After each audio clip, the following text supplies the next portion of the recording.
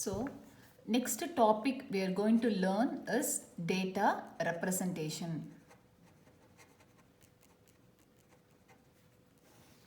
So far we have learned what is data communication. We know what are the 5 characteristics for effective data communication, and we know what are the components of data communication. Now the next we are going to see how the data can be represented. Okay, so the data can be represented. We know that it can be represented in five some other formats. So there are 5 formats you can represent your data. That means the first format is it can be represented in text format. The second one is it can be represented in numbers format. And third is it can be represented in images format. And fourth is it can be represented in audio format. And fifth one, it can be represented in video format. Okay, so you can send the message from sender to receiver in any other forms like this. So suppose if you are going to send the data in text format, usually it will be represented as bit patterns. That means it is nothing but it is a sequence of bits. So it can be, you can send the data in the bit patterns like this. It is a combination of zeros and ones. You can send the message. And what do you mean by numbers? Suppose if you are going to represent the data in numbers, you are going to send it as numbers, like whole numbers, 563, something like this. Then you can also send the information.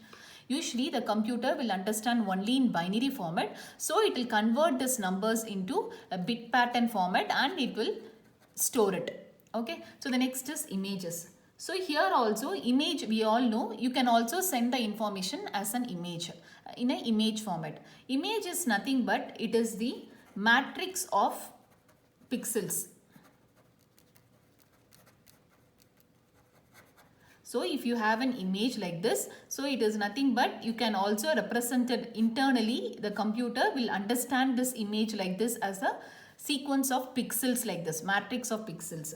So image can be in the black and white form. If an image is a black and white form, the pixels will be in zeros and ones. Or otherwise it can be in the gray color format where you have only gray color images, gray color values will be there. That will be from 0 to 255. It will take the values from 0 to 255. Or it can be in a color image. It can be a color image. If the image is a color image, it will be represented in RGB format, red, green, blue. In that case, suppose in black and white format, only one matrix of this pixels will be formed. Gray color also only one matrix of pixel. But if it is a color image, you will have three matrix, it will form a 3 tabular column, something like this. So where R component will be stored here and green component will be stored here and blue component will be stored here. So while it is combining, the system will understand all the 3 components, values. And suppose if you want to find out the pixel value over here, this value is 0 here and this value is 255 and this value is 125. It will be stored as 0, 255, 125. So similarly, it will understand combine all the 3 values. It will find out that color and it will go and store it. Okay, this is how these images are stored inside the system. And what is audio? So audio is nothing but it is a recording or broadcasting of sound or music. So if you are going to broadcast the sound or music, then if you are going to send, it will be the audio format. What will be the video format? It is nothing but you are going to broadcast a picture or a movie. It will have audio component and video component to it. So these are the different formats you can send the information.